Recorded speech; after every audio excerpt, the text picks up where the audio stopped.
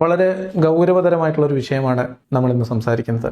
സാധാരണ ഒരു ഇസ്ലാം മത പ്രഭാഷകരുടെ തമാശയും കോമാളിത്തരങ്ങളും അത്തരം കാര്യങ്ങളും ഉസ്താദുമാരുടെ വിടുവായത്തരങ്ങളും അബദ്ധങ്ങളും ഒക്കെ സംസാരിക്കുന്നതിനിടയിൽ നമ്മുടെ കൂടെ ജീവിക്കുന്ന മനുഷ്യരെ ഈ മതം എത്രമേൽ ബാധിക്കുന്നുണ്ട്, അവരുടെ ജീവൻ, അവരുടെ നിർബന്ധിതമായ ചില സാഹചര്യങ്ങൾക്ക് അടിപ്പെട്ടുകൊണ്ട് മനുഷ്യജീവൻ പോലും നഷ്ടപ്പെടുന്ന തരത്തിൽ ഈ മതം അല്ലെങ്കിൽ മതത്തിൻ്റെ വക്താക്കൾ, അവരുടെ പ്രേരണകൾ, വിശ്വാസം, അന്ധവിശ്വാസം ഇതെങ്ങനെയാണ് മനുഷ്യനെ ബാധിക്കുന്നത് എന്നതിലേക്ക് വിരൽ ചൂണ്ടുന്ന ഒരു കാര്യമാണ് നമ്മൾ ഇന്ന് സംസാരിക്കാൻ പോകുന്നത്.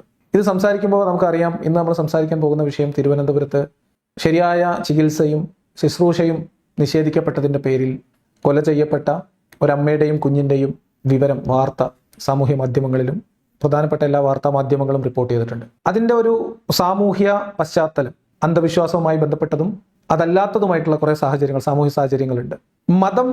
മതത്തിൻ്റെ അനുയായികൾ, മതത്തിലെ മഹാപണ്ഡിതന്മാർ, മതത്തിൻ്റെ ഡോക്ടർമാർ എന്ന തരത്തിൽ പേര് കേട്ടിട്ടുള്ള ചില ആളുകളുടെ സ്വാധീനം ഇത്തരം ദാരുണമായ സംഭവങ്ങൾക്ക് ഏതെങ്കിലും തരത്തിൽ പ്രേരണയാകുന്നുണ്ടോ? ഇതാണ് നമ്മളിന്ന് സംസാരിക്കുന്നത്. സംസാരിച്ച് തുടങ്ങുമ്പോൾ നമുക്ക് ആദ്യം ആ ഒരു വാർത്ത റിപ്പോർട്ട് ചെയ്തത് മനോരമയുടെ വാർത്താ റിപ്പോർട്ടിങ്ങിൽ നിന്നൊരു ഭാഗവും ഏഷ്യാനെറ്റിൽ നിന്ന് ഒരു ഭാഗവുമാണ് നമ്മൾ കേൾപ്പിക്കുന്നത്. അത് ഏറ്റവും സംക്ഷിപ്തമായിട്ട് ആ വാർത്ത ഇതുവരെ കേട്ടിട്ടില്ലാത്തവർക്ക്, ആ വിവരം അറിഞ്ഞിട്ടില്ലാത്തവർക്ക് വേണ്ടി ആ ഭാഗം മാത്രം ഒന്ന് കേൾക്കാം. അത് കഴിഞ്ഞിട്ട് നമുക്ക് തിരിച്ചു വരാം. തിരുവനന്തപുരം കാരക്കാമണ്ഡപത്ത് വീട്ടിൽ പ്രസവത്തിനിടെ യുവതിയും കുഞ്ഞും മരിച്ച സംഭവത്തിൽ നൽകിയത് അക്യൂപഞ്ചർ ചികിത്സ. യുവതിയെ ചികിത്സിച്ചത് ഭീമാപ്പള്ളിയിൽ ക്ലിനിക് നടത്തുന്ന വെഞ്ഞാറമൂട് സ്വദേശി ഷിഹാബ്. ആധുനിക ചികിത്സ നൽകാതെ വീട്ടിൽ പ്രസവിക്കാൻ ഭർത്താവ് നിർബന്ധിച്ചുവെന്നാണ് പോലീസ് വ്യക്തമാക്കുന്നത്. സവാദ് മുഹമ്മദ് വിശദാംശങ്ങളുമായി ചേരുന്നു. സവാദ്, ഇന്നലെ രാത്രി സവാദ് ഈ വാർത്ത റിപ്പോർട്ട് ചെയ്യുമ്പോൾ തന്നെ അസ്വാഭാവികമായ ചില സാഹചര്യങ്ങളിലേക്ക് കൂടി വിരൽ ചൂണ്ടിയിരുന്നു. ഇപ്പോൾ പോലീസ് വ്യക്തമാക്കുന്നതും അത്തരമൊരു സാഹചര്യങ്ങളിലേക്കാണ്. പോലീസിൽ നിന്ന് ഉൾപ്പെടെ ലഭിക്കുന്ന പ്രധാന വിവരങ്ങൾ എന്തൊക്കെയാണ്? തീർച്ചയായും കൃഷ്ണകുമാർ, ഈ ആധുനിക നൂറ്റാണ്ടിൽ, ഈ 21ാം നൂറ്റാണ്ടിൽ ഒരുപക്ഷെ നമ്മൾ ഒരിക്കലും റിപ്പോർട്ട് ചെയ്യാൻ ആഗ്രഹിക്കാത്ത ഒരു വാർത്ത തന്നെയാണ്. ചികിത്സ നൽകാതെ, ആധുനിക ചികിത്സ നൽകാതെ വീട്ടിൽ പ്രസവിക്കാൻ ഒരു സ്ത്രീ നിർബന്ധിക്കപ്പെടുന്നു. അതിനെ തുടർന്ന് ആ സ്ത്രീയും ആ സ്ത്രീയുടെ നവജാത ശിശുവും കൊല്ലപ്പെടുന്ന ഒരു സാഹചര്യം, മരിക്കുന്നു എന്ന് നമുക്ക് പറയാൻ കഴിയില്ല. ഇതൊരു കൊലപാതകത്തിന് തുല്യമായിട്ടുള്ള ഒരു കുറ്റകൃത്യം തന്നെയായി ഇതിനെ കാണേണ്ടി വരും. തീർച്ചയായിട്ടും ഇത് സ്വാഭാവികമായിട്ടും ഇതൊരു മരണമായിട്ട് നമുക്ക് പരിഗണിക്കാൻ കഴിയില്ല. പ്രസവത്തിന്റെ സമയത്തുണ്ടാവുന്ന ഏതെങ്കിലും കോംപ്ലിക്കേഷന്റെ ഭാഗമായിട്ടുണ്ടാവുന്ന സ്വാഭാവികമായിട്ടുള്ള മരണമായിട്ട് ഇതിനെ നമുക്ക് കാണാൻ കഴിയില്ല. ഇത് കൊലപാതകമാണ്. ഇതിന് കുറ്റക്കാരായിട്ടുള്ള അല്ലെങ്കിൽ ഇതിന് ഉത്തരവാദികളായിട്ടുള്ള ആളുകൾക്കെതിരെ കൊലക്കുറ്റത്തിന് കേസെടുക്കുകയും നിയമപരമായി അവർ ശിക്ഷിക്കപ്പെടുകയും വേണം എന്നത് തന്നെയാണ് അഭിപ്രായം. ഇനി ഈ സംഭവത്തെ ഇതേ റിപ്പോർട്ടർ ആ ഭാഗം ഒന്ന് കേട്ടിരിക്കാൻ കുറച്ച് പ്രയാസമുണ്ട്. നമ്മൾ മലയാളികൾ അതല്ലെങ്കിൽ ആരോഗ്യരംഗത്തും വിദ്യാഭ്യാസ രംഗത്തും ഒക്കെ വളരെ ഉന്നതിയിൽ നിൽക്കുന്നു എന്ന് പറയപ്പെടുന്ന ഒരു സമൂഹത്തിൽ ഇതുപോലെയുള്ള വാർത്തകൾ നേരത്തെ റിപ്പോർട്ടർ പറഞ്ഞതുപോലെ റിപ്പോർട്ട് ചെയ്യപ്പെടേണ്ടി വരിക എന്ന് പറയുന്നത് ദുരവസ്ഥയാണ്. അതിനെക്കുറിച്ച് നമ്മളിപ്പോഴും സംസാരിക്കേണ്ടി വരിക എന്ന് പറയുന്നത് വേദനാജനകമാണ്. ആ വാർത്ത, ആ സംഭവം അദ്ദേഹം ഒന്ന് വിവരിക്കുന്നതെന്ന് കൂടി കേൾക്കാം. ഞാനിപ്പോൾ നിൽക്കുന്നത് ഈ കാരക്കാമണ്ഡപത്താണ്. കാരക്കാമണ്ഡപത്തിലെ ഈ വാടക വീട്ടിലാണ് യുവതിയും ഭർത്താവും 2 മക്കളും താമസിച്ചിരുന്നത്. ഈ വീട്ടിൽ വെച്ചാണ് ഇന്നലെ ഏതാണ്ട് ഒരു 3 മണിയോടുകൂടി യുവതിക്ക് പ്രസവ വേദന അനുഭവപ്പെടുകയും തുടർന്ന് വീട്ടിൽ വെച്ച് തന്നെ പ്രസവിക്കാൻ അവർ നിർബന്ധിക്കപ്പെടുകയും ചെയ്തത്. ആശുപത്രിയിലേക്ക് കൊണ്ടുപോകാൻ ഭർത്താവിന്റെ മറ്റു കുടുംബാംഗങ്ങളോ തയ്യാറായില്ല. അങ്ങനെ ഏതാണ്ട് 5:30 മണിവരെ അവർ ഇത്തരത്തിൽ രക്തസ്രാവവുമായി ഈ വീടിനകത്തായിരുന്നു കഴിഞ്ഞത്. അതിനുശേഷമാണ് ആംബുലൻസ് വിളിക്കുകയും ആശുപത്രിയിലേക്ക് കൊണ്ടുപോവുകയും ചെയ്തത്. അവിടെ എത്തുമ്പോഴേക്കും അവർ മരിച്ചിരുന്നു. അപ്പൊ ഇതാണ് ആ സംഭവം. ഇനി ഇതുമായി ബന്ധപ്പെട്ട് പറയേണ്ടുന്ന 2-3 കാര്യങ്ങളുണ്ട്. വളരെ പ്രധാനമായിട്ട് നമ്മുടെ സമൂഹത്തിലുള്ള ഈ പ്രസവം, ആധുനിക വൈദ്യശാസ്ത്രം, ചികിത്സ തുടങ്ങിയിട്ടുള്ള കാര്യങ്ങളുമായി ബന്ധപ്പെട്ട് മതത്തിന്റെ പിന്തുണ ഇല്ലാതെ തന്നെയുള്ള നിരവധിയായിട്ടുള്ള അന്ധവിശ്വാസങ്ങളുണ്ട്. ഇപ്പൊ പ്രത്യേകമായിട്ട് ഈ പ്രസവവുമായി ബന്ധപ്പെട്ട്, അവിടെ സിസേറിയൻ നടക്കുന്നതുമായി ബന്ധപ്പെട്ട്, ഹോസ്പിറ്റൽ ചികിത്സയിലുള്ള പ്രശ്നങ്ങളുമായി ബന്ധപ്പെട്ട്, ആധുനിക വൈദ്യം അല്ലെങ്കിൽ ഇംഗ്ലീഷ് മരുന്ന്, അതിൻ്റെ സൈഡ് എഫക്റ്റുകൾ, അതിൻ്റെ പ്രശ്നങ്ങൾ എന്നൊക്കെ പറഞ്ഞിട്ട് ആളുകളെ കൺഫ്യൂഷൻ ആക്കുന്നതിൽ കേവലം മതവിശ്വാസികളോ അല്ലെങ്കിൽ മതവാദികളോ അല്ലെങ്കിൽ ഏതെങ്കിലും ഒരു പ്രത്യേക മതവിഭാഗമോ മാത്രമല്ല ഉത്തരവാദികൾ. നമ്മൾ ഈ പറയുന്ന ഈ ഒരു വാർത്ത റിപ്പോർട്ട് ചെയ്ത ഒരു വാർത്താ ചാനലിൽ ഞാൻ ഈ വിവരം ഇത് കേട്ടുകൊണ്ട് ഇരിക്കുന്നതിന് ശേഷം അല്ലെങ്കിൽ ഈ വാർത്തയ്ക്ക് ശേഷം തൊട്ടടുത്ത വാർത്തയായിട്ട് വരുന്നത് ഭീകരമായ ഒരു അന്ധവിശ്വാസത്തെ പ്രകീർത്തിച്ചുകൊണ്ട് അല്ലെങ്കിൽ അതിനെ മഹാസംഭവമായിട്ട് റിപ്പോർട്ട് ചെയ്യുന്ന ഒരു വാർത്തയാണ്. അപ്പം മാധ്യമങ്ങളിൽ ഉൾപ്പെടെ ഇത്തരം അന്ധവിശ്വാസങ്ങളും അബദ്ധധാരണകളും വളർത്തുന്നതിൽ ചെറുതല്ലാത്ത പങ്ക് വഹിക്കുന്നുണ്ട് എന്ന് മാത്രമല്ല, മതേതരമായിട്ടുള്ള അന്ധവിശ്വാസമായിട്ട് തന്നെ ആധുനിക വൈദ്യശാസ്ത്രവുമായി ബന്ധപ്പെട്ട്, ചികിത്സാ രംഗവുമായി ബന്ധപ്പെട്ടൊക്കെ നിരവധിയായിട്ടുള്ള ഇത്തരം പ്രശ്നങ്ങളുണ്ട്. എനിക്ക് ഓർമ്മ വരുന്നത്, ഈ അടുത്ത ദിവസങ്ങളിൽ ഞാൻ കണ്ട ഒരു സിനിമയുടെ പ്രമേയം ഏതാണ്ട് ഈ സംഭവത്തിന് സമാനമായിരുന്നു. സോമന്റെ കൃതാവ് എന്ന് പറയുന്ന ഒരു സിനിമയുടെ പ്രമേയം അക്ഷരാർത്ഥത്തിൽ ജൈവൻ എന്ന് ആക്ഷേപഹാസ്യത്തിൽ ആളുകൾ അവനെ വിളിക്കുകയും ആ കഥാപാത്രത്തെ വിളിക്കുകയും ഈ ജൈവൻ ആയിട്ടുള്ള സോമൻ അദ്ദേഹത്തിന്റെ വിവാഹത്തിന് ശേഷം അദ്ദേഹം പ്രകൃതിയോട് ഇണങ്ങി ജീവിക്കുകയും പ്രകൃതിയോട് കൂടുതൽ അടുത്ത് ജീവിക്കുകയും പ്രകൃതി വിരുദ്ധമായതൊക്കെ വർജിക്കുകയും ചെയ്യുന്ന ഒരു പ്രത്യേക ജീവിത രീതി വെച്ച് പുലർത്തുകയും അതെന്തോ മഹത്തരമാണെന്നും അത് മഹാസംഭവമാണെന്നും വരുത്തി തീർക്കാൻ ശ്രമിക്കുകയും തുടർന്ന് അദ്ദേഹത്തിന്റെ വിവാഹം കഴിയുകയും വിവാഹത്തിന് ശേഷം അദ്ദേഹത്തിന്റെ ഭാര്യയ്ക്ക് പ്രസവവേദന വരുന്ന സമയത്ത് പ്രസവത്തിന്റെ സമയത്തൊക്കെ അദ്ദേഹം ആധുനികമായ വൈദ്യശാസ്ത്ര സംവിധാനങ്ങളെ മുഴുവൻ നിരാകരിക്കുകയും അദ്ദേഹം ഒരു വയറ്റാട്ടിയെ തപ്പിപ്പിടിച്ചു കൊണ്ടുവന്ന് അവരുടെ വീടകത്ത് വെച്ച് ആ പ്രസവം പൂർത്തീകരിക്കുന്നതൊക്കെയാണ് ആ ചിത്രത്തിന്റെ ഒരു പ്രമേയം. അവിടെ ആ സിനിമ കണ്ടിറങ്ങുമ്പോൾ നമുക്കത് കണ്ടിരിക്കാൻ വളരെ പ്രയാസമുള്ള ചില സീനുകളൊക്കെ അതിനകത്തുണ്ട്. കാരണം നമുക്ക് അത്തരം സീനുകൾ നമുക്ക് ഉൾക്കൊള്ളാൻ പറ്റാത്ത പല സംഭവങ്ങൾ അതിനകത്തുണ്ട്. പക്ഷെ ഞാൻ മനസ്സിലാക്കുന്നത് ആ സിനിമയിലെ കൃതാവ് നീട്ടി വളർത്തിയ സോമൻ എന്ന് പറയുന്ന കഥാപാത്രത്തിന്റെ ആ ഒരു പഴമയോടുള്ള ആ ഒരു ചേർന്ന് നിൽക്കലും ആധുനിക വൈദ്യത്തോട് അതിന്റെ അപകടങ്ങളെക്കുറിച്ചുള്ള മുന്നറിയിപ്പും അതിൽ നിന്ന് അകന്നു നിൽക്കാനുള്ള ശ്രമവും അതൊക്കെ വളരെ റൊമാൻറ്റിസൈസ് ചെയ്തിട്ടാണ് അവിടെ അവതരിപ്പിക്കപ്പെട്ടിട്ടുള്ളത്.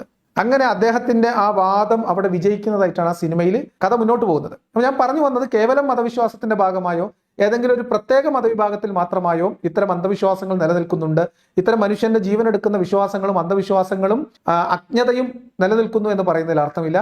ഇത് പൊതുവിൽ നമ്മുടെ സമൂഹത്തിലുണ്ട്. പക്ഷെ ഈ മതവുമായി ബന്ധപ്പെട്ട് അതിന് മറ്റൊരു മാനമുണ്ട് എന്നതാണ് നമ്മൾ ഇന്ന് ഈ വിഷയം സംസാരിക്കാനുള്ള കാരണം. അപ്പൊ അതുകൊണ്ട് തന്നെ ഈ വിഷയം നമ്മൾ ഇന്ന് സംസാരിക്കുമ്പോൾ ഞാൻ ഇതിന്റെ പ്രേക്ഷകരായിട്ട് കാണുന്നത് മുസ്ലിം സമുദായത്തിനകത്ത് ഇന്നും നിലനിൽക്കുന്ന വിശ്വസിക്കുന്ന ഇസ്ലാമിനെ സത്യമതമായി അംഗീകരിക്കുന്ന അള്ളാഹുവിനെയും ഖുർആാനിനെയും മുഹമ്മദ് എന്ന പ്രവാചകനെയും ഒക്കെ അംഗീകരിച്ചുകൊണ്ട് ആരാധനകൾ നിർവഹിച്ച് വിശ്വസിച്ച് ജീവിച്ചു പോകുന്ന വിശ്വാസി സമൂഹത്തിലെ മുഴുവൻ മനുഷ്യരെയുമാണ് ഞാൻ അഡ്രസ്സ് ചെയ്യാൻ ശ്രമിക്കുന്നത്. അതിന് പുറത്തുള്ള ആളുകളെ അല്ല ഇന്നത്തെ എൻ്റെ പ്രഥമ സംബോധിതർ എന്ന് ആദ്യമേ പറയട്ടെ. എന്തുകൊണ്ടാണെന്ന് ചോദിച്ചാൽ ഈ പ്രശ്നങ്ങളെ മുഴുവൻ ഇത് മതത്തിന്റെ മാത്രം പ്രശ്നമായിട്ട് ചുരുക്കി കെട്ടാൻ കഴിയില്ല. കാരണം ഇതിന് വിരുദ്ധമായ രോഗത്തിന് ചികിത്സ തേടേണ്ടുന്നതിന്റെ ആവശ്യകതയെ പറ്റി പറയുന്ന ഒരു ഡോക്ടറെങ്കിലും ഉള്ളിടത്ത് താമസിക്കണം എന്ന് പറയുന്ന തരത്തിലുള്ള സതുപദേശങ്ങൾ മുഹമ്മദ് നബി കൊടുത്തതായിട്ടുള്ള ഹദീസ് വചനങ്ങളും ഈ മതത്തിനെ അംഗീകരിക്കുന്ന ആളുകൾക്കിടയിൽ പ്രചാരത്തിലുള്ളതും അവർക്ക് അറിവുള്ളതുമാണ്. എന്ന് മാത്രമല്ല ഈ മതവിശ്വാസവുമായി ബന്ധപ്പെട്ട് ജീവിക്കുന്ന എല്ലാ ആളുകളും ആശുപത്രിയെയും ചികിത്സയെയും പൂർണ്ണമായി നിരാകരിച്ച് ജീവിക്കുന്നവരല്ല, അവരങ്ങനെ കൈകാര്യം ചെയ്യുന്നവരുമല്ല.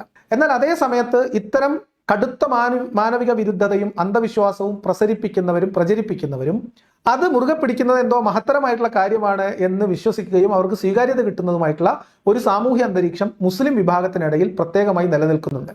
അതുകൊണ്ട് ആ വിഷയത്തിലേക്ക് ഇത്തരം അന്ധവിശ്വാസങ്ങൾ എങ്ങനെയാണ് ആളുകളിലേക്ക് കടന്നുകൂടുന്നത്, എന്തുകൊണ്ടാണ് മുസ്ലിം മതവിഭാഗത്തിലുള്ള ഭൂരിപക്ഷം ആളുകളും ആശുപത്രിയും ചികിത്സയും കാര്യങ്ങളൊക്കെ ചെയ്യുമ്പോഴും അതിന് വിലങ്ങുതടിയായി നിൽക്കുന്ന അതെന്തോ മോശമാണ് എന്ന ചിന്ത പരത്തുന്ന ഇത്തരം വിഷജന്മങ്ങളെ തീറ്റിപ്പോറ്റുകയും അവർക്ക് പള്ളിയിൽ നിന്ന് കൃത്യമായിട്ട് ഇറച്ചിയും പത്രിയും കൊടുത്തുവിടുകയും ചെയ്യുന്നത് എന്തുകൊണ്ടാണ് അത്തരം ആളുകളെ നിയന്ത്രിക്കാൻ സമുദായത്തിന് കഴിയാത്തത്? മതനേതൃത്വത്തിനും സംഘടനാ നേതൃത്വത്തിനും ഈ അഭിപ്രായം ഇല്ലെങ്കിൽ എന്തുകൊണ്ടാണ് ഇത്തരം വയലും ഇത്തരം പ്രബോധനവും നടത്തുന്ന ആളുകളെ നിയന്ത്രിക്കാൻ മതനേതൃത്വത്തിന് സംഘടനകൾക്ക് കഴിയാത്തത് എന്ന വളരെ പ്രസക്തമായിട്ടുള്ള ചോദ്യം വിശ്വാസികളുടെ മനസ്സിലേക്ക് തരാനാണ് ഞാൻ ഇന്നത്തെ ഈ ഒരു അവതരണം കൊണ്ട് ഉദ്ദേശിക്കുന്നത്. ഇനി നമുക്ക് ഈ സംഭവത്തെക്കുറിച്ച്, ഇങ്ങനെ ഒരു ഗർഭിണി ഒരു പ്രദേശത്തുണ്ടാകുമ്പോൾ സ്വാഭാവികമായിട്ട് നമുക്കറിയാം അവിടുത്തെ വാർഡ് മെമ്പർമാർ, വാർഡ് കൗൺസിലർമാർ, ആശാ വർക്കർമാർ അവരുൾപ്പെടെ ഇടപെട്ടുകൊണ്ട് ഗവൺമെന്റ് സംവിധാനങ്ങൾ ഇടപെട്ടുകൊണ്ട് തന്നെ ആ ഗർഭിണിയുടെ ഗർഭകാലം സുരക്ഷിതമായും സുഗമമായിട്ടും മുന്നോട്ട് പോകുന്നതിൽ ആവശ്യമായിട്ടുള്ള പരിചരണങ്ങൾ അവർക്ക് ലഭിക്കുന്നുണ്ട്, കൃത്യമായിട്ടുള്ള ചികിത്സ ലഭിക്കുന്നുണ്ട് എന്ന് ഉറപ്പുവരുത്തേണ്ടുന്ന ചില സംവിധാനങ്ങളുണ്ട്. അപ്പോൾ അതുമായി ബന്ധപ്പെട്ട് ഈ മരണം നടന്ന പെൺകുട്ടിയുമായി ബന്ധപ്പെട്ട് അവിടുത്തെ ആ പ്രദേശത്തെ വാർഡ് കൗൺസിലറുമായിട്ട് ഏഷ്യാനെറ്റ് ന്യൂസിന്റെ റിപ്പോർട്ടർ സംസാരിക്കുന്ന ഭാഗം അതുകൂടി നമുക്കൊന്ന് കേൾക്കാം. അവിടെ വളരെ കൃത്യമായിട്ട് ആ പെൺകുട്ടി അവർക്ക് ചികിത്സ ലഭിക്കണമെന്നും ആശുപത്രിയിൽ പോകണമെന്നും ഒക്കെ ആഗ്രഹമുള്ളവരായിരുന്നു എന്ന് മനസ്സിലാവുന്നുണ്ട്. അതേസമയത്ത് ഭർത്താവിന്റെ വിശ്വാസവും അന്ധവിശ്വാസവും പിടിവാശിയും ഭാര്യയ്ക്ക് മേലുള്ള ആധിപത്യവും അധികാരവും എല്ലാമാണ് ഈ കൊലപാതകത്തിലേക്ക് നയിച്ചത് എന്നും നമുക്ക് ആ ഒരു ഭാഗത്തിൽ നിന്ന് വ്യക്തമാകും. അതുകൂടി ഒന്ന് കണ്ടിട്ട് വരാം. ഇപ്പോൾ കൗൺസിലർ ദീപിക നമ്മളൊപ്പം ചേരുന്നുണ്ട്. ഇവർ ഉൾപ്പെടെ നേരത്തെ നമ്മുടെ ഫോണിൽ സംസാരിച്ചതാണ്. പക്ഷേ ഇക്കാര്യത്തിൽ ഭർത്താവിന്റെ ഭാഗത്ത് ഗുരുതരമായ വീഴ്ചയാണ്. നിങ്ങൾ ഒരുപാട് തന്നെ ഇടപെട്ടാണ്. തീർച്ചയായിട്ടും ഇവർ എൻ്റെ വാർഡിൽ വന്ന് താമസിക്കാൻ തുടങ്ങിയിട്ട് ഏകദേശം 1 വർഷമായി. ഒരു 3 മാസം തൊട്ടാണ് ഞങ്ങൾ അറിഞ്ഞത്. കാരണം സാധാരണ പ്രഗ്നന്റ് ലേഡീസ് ഉണ്ടെങ്കിൽ ആശാവർക്കന്മാർ 2 മാസത്തിനുള്ളിൽ കണ്ടുപിടിക്കണമെന്നാണ്. പക്ഷേ ഇവർ ആരുമായിട്ട് ഒരു കോൺടാക്റ്റും ഇല്ലാത്തതുകൊണ്ട് ഞങ്ങൾ 8ാം മാസത്തിലാണ് കണ്ടുപിടിച്ചത്. കണ്ടുപിടിച്ചതിന് ശേഷം തന്നെ ഞങ്ങൾ വീട്ടിൽ പോയി അവരുമായിട്ട് സംസാരിക്കാൻ ശ്രമിക്കുമ്പോൾ ഒന്നാമത്തെ കാര്യം ഹസ്ബൻഡ് വീട്ടിനകത്ത് കയറാനോ സംസാരിക്കാനോ അയാൾ സമ്മതിക്കുന്നില്ല. ഫുൾ ഇദ്ദേഹത്തിന്റെ കൺട്രോളിലായിരുന്നു. എന്താ പറയുന്നത് നിങ്ങളോട്? അയാൾ അവർക്ക് ഈ ട്രീറ്റ്മെന്റ് ഒന്നും ആവശ്യമില്ല, നോർമൽ ഡെലിവറിയാണ് ആവശ്യം, സിസേറിയൻ പറ്റത്തില്ല എന്ന് വെച്ചാൽ നമ്മൾ പറഞ്ഞു മുമ്പ് 3 സിസേറിയൻ ആയിരുന്നില്ലേ, അത് നമ്മുടെ എന്താണ് ദൈവം നോക്കിക്കോളും, ഞങ്ങൾക്ക് വേറെ രീതികളുണ്ട്, ഞങ്ങൾക്ക് വേറെ ആൾക്കാരുണ്ട്, ഞങ്ങൾ അങ്ങനെ ചെയ്തോളാം, അതല്ലാതെ ഞങ്ങൾ ഹോസ്പിറ്റലിൽ പോയില്ല എന്ന് അയാൾ ഉറപ്പിച്ച് പറഞ്ഞത്. പക്ഷേ ഈ കുട്ടിക്ക് ഞങ്ങളോട് സംസാരിക്കണമെന്നുണ്ടായിരുന്നു, പക്ഷേ അതിനുള്ള സാഹചര്യം കിട്ടിയില്ല.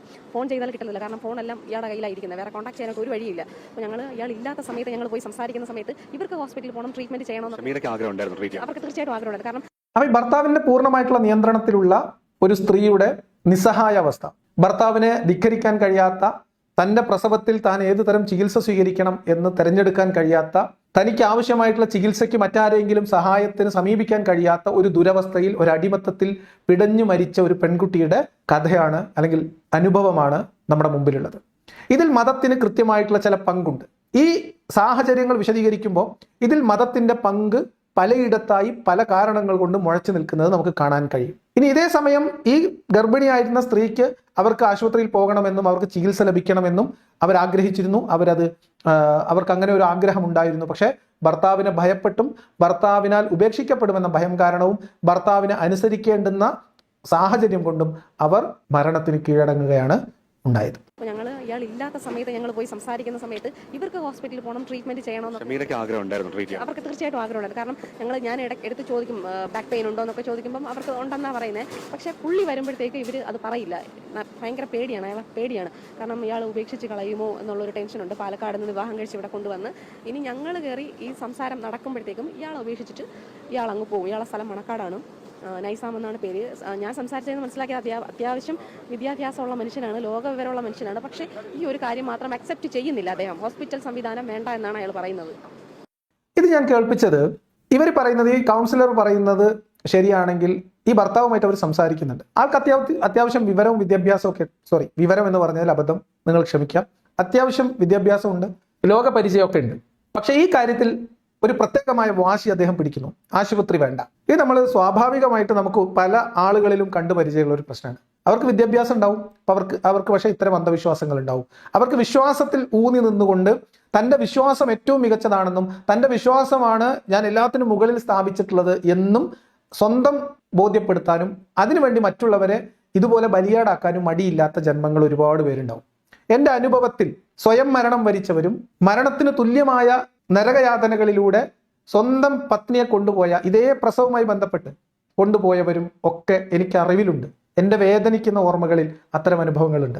ചികിത്സയോട്, മരുന്നിനോട്, ആധുനികമായ അറിവുകളോടൊക്കെ മുഖം തിരിഞ്ഞു നിൽക്കുകയും എല്ലാത്തിനും അള്ള മതി, ഞങ്ങൾക്ക് അള്ളയുണ്ട്, അള്ള എല്ലാം നോക്കിക്കോളും എന്ന് പറയുകയും ചെയ്യുന്ന ഒരവസ്ഥ. എൻ്റെ ഒരു അനുഭവം പറയാം. വളരെ വിദ്യാഭ്യാസമുള്ള, അത്യാവശ്യം നല്ല രോഗപരിചയമുള്ള ഒരാൾ, സഹോദര തുല്യനായ ഒരാൾ, അല്ലെങ്കിൽ സഹോദരൻ. എൻ്റെ ഇളയ മോന് പ്രീമച്ചുവറായിരുന്നു. അപ്പം അതുകൊണ്ട് അവൻ ഇൻക്യുബേഷൻ ഒക്കെ വേണ്ടി വന്നു. 7 മാസം ആവുന്ന സമയത്താണ് ചെറിയ കുഞ്ഞുണ്ടാവുന്നത്. അപ്പോൾ അവൻ ഏകദേശം 20-21 ദിവസത്തോളം കൊച്ചിയിലൊരു ഹോസ്പിറ്റൽ ഇൻക്യുബേഷനിലായിരുന്നു, NICU നിരീക്ഷണത്തിലായിരുന്നു. അത് കഴിഞ്ഞ് ആ കുട്ടി സുഖം പ്രാപിച്ചു വന്നു. അതിനിടയിൽ ഞങ്ങളൊരു കുടുംബ പരിപാടിയിൽ, അല്ലെങ്കിൽ കുടുംബത്തിലൊരു ഫംഗ്ഷൻ വെച്ച് ഞങ്ങൾ സംസാരിക്കുന്ന സമയത്ത്, കുട്ടിയുടെ കാര്യം അന്വേഷിക്കുന്ന സമയത്ത് ഈ പ്രയാസങ്ങളിലൂടെയൊക്കെ കടന്നു വന്ന എന്നോട് ആ വ്യക്തി പറഞ്ഞെന്താണെന്നറിയോ, നിനക്ക് വിശ്വാസമില്ലാത്തത് കൊണ്ടാണ് ഇത്തരം ചികിത്സകളെ, ഇത്തരം ആധുനികമായിട്ടുള്ള തട്ടിപ്പുകളെ നീ ആശ്രയിക്കുന്നത്. കാരണം അതിൻ്റെ ഒന്നും ഒരു ആവശ്യമില്ല. അള്ള ആയുസ് കൊടുത്തിട്ടുണ്ടെങ്കിൽ ആ കുട്ടി വളർന്നു വരും, ജീവനോ നിലനിൽക്കും. അതല്ലെങ്കിൽ അള്ള തന്നിട്ടില്ല എന്ന് വിചാരിച്ചാൽ മതി. അതല്ലാതെ ഈ തരം കാര്യങ്ങളിലേക്കൊക്കെ പോകുന്നത് വിശ്വാസക്കുറവാണ്. ഇതൊരു പൊതുബോധമാണ്. വിശ്വാസം കൊണ്ട് ഉടലെടുക്കുന്ന, വിശ്വാസം എത്രമേൽ എല്ലാത്തിനും മുകളിലായിരിക്കണം പ്രതിഷ്ഠിക്കേണ്ടത് എന്നതിലൂടെ ഉരുത്തിരിഞ്ഞു വരുന്ന ഒരു മനോഭാവമാണ്. ഈ മനോഭാവം സ്വന്തത്തെയും സ്വന്തം ജീവിതത്തെയും മറ്റുള്ളവരെയും തങ്ങളോട് ചേർന്ന് നിൽക്കുന്ന ഭാര്യ, കുട്ടികൾ തുടങ്ങിയവരെയും കൊലക്ക് കൊടുക്കാൻ പര്യാപ്തമാണ് എന്നുള്ളതാണ് വസ്തുത. ഇനി എങ്ങനെയാണ് വിശ്വാസികൾക്കിടയിൽ ഈ മാനസികാവസ്ഥ ഉരുത്തിരിഞ്ഞു വരുന്നത്? ഞാൻ പറഞ്ഞു, വിശ്വാസികളോട് മതപരമായിട്ട് ഇതിനെ നിങ്ങൾ കണക്ട് ചെയ്തിട്ട് ചെന്നാൽ അവർ പറയും ഇങ്ങനെയൊന്നുമല്ല, ഇതൊന്നും മതത്തിലുള്ളതല്ല, കാരണം എല്ലാ മുസ്ലിങ്ങളും ഇങ്ങനെ ചെയ്യുന്നില്ലല്ലോ എന്ന് പറയും. ശരിയാണ്, ചികിത്സിക്കരുതെന്നോ ചികിത്സ നേടരുതെന്നോ ഒന്നും മതത്തിലില്ല. എന്ന് മാത്രമല്ല, ലഭ്യമായതിൽ ഏറ്റവും മികച്ച ചികിത്സ ഉറപ്പുവരുത്തണമെന്നും ഡോക്ടർമാർ താമസിക്കുന്നിടത്ത് അല്ലെങ്കിൽ ഡോക്ടർമാർ അവൈലബിൾ ആയിട്ടുള്ള പ്രദേശത്ത് താമസിക്കാൻ ശ്രദ്ധിക്കണമെന്നൊക്കെ പറയുന്നതായിട്ടുള്ള ഹദീസുകൾ ഇവർ എടുത്തുകൊണ്ട് വരികയും ചെയ്യും. അപ്പോൾ പിന്നെ എന്താണ് പ്രശ്നം? എവിടെ നിന്നാണ് ആളുകൾക്ക് ഈ മനോഭാവം കയറിക്കൂടുന്നത്? ഒന്നാമത്തത്, പൊതുവിൽ ഈ ആധുനിക വൈദ്യശാസ്ത്രം, ഇംഗ്ലീഷ് മരുന്ന് അതൊക്കെ ശുദ്ധ തട്ടിപ്പാണെന്നും അത് ആരോഗ്യത്തിന് പ്രശ്നമാണെന്നും അത് വെറും ബിസിനസ് മാത്രമാണ് എന്നും ഉള്ള ഒരു പൊതു അന്ധവിശ്വാസവും പൊതു ഗൂഢാലോചന സിദ്ധാന്തത്തിന്റെ പ്രചാരണവും നമ്മളുടെ ഇടയിൽ, അത് മാധ്യമങ്ങൾ തന്നെ അതിന് ചില പൊടിപ്പും തൊങ്ങലൊക്കെ വെച്ച് പറഞ്ഞു കൊടുക്കുന്നതിലൊക്കെ ഉണ്ട്. അപ്പൊ അത് പൊതുവിൽ നമ്മുടെ സാമൂഹിക അന്തരീക്ഷത്തിലുണ്ട്. അതിലെല്ലാ മതങ്ങളും ഭാഗവാക്കാണ്. വിശ്വാസമുള്ളവർക്കൊക്കെ ഏകദേശം ഇത്തരം പല അന്ധവിശ്വാസങ്ങളും ഉണ്ട്. അപ്പൊ ഇനി മതത്തിന് മാത്രമായിട്ട് എന്താ റോള്? ഇവിടെയാണ് ഞാൻ നേരത്തെ പറഞ്ഞതിലേക്ക് വരുന്നത്.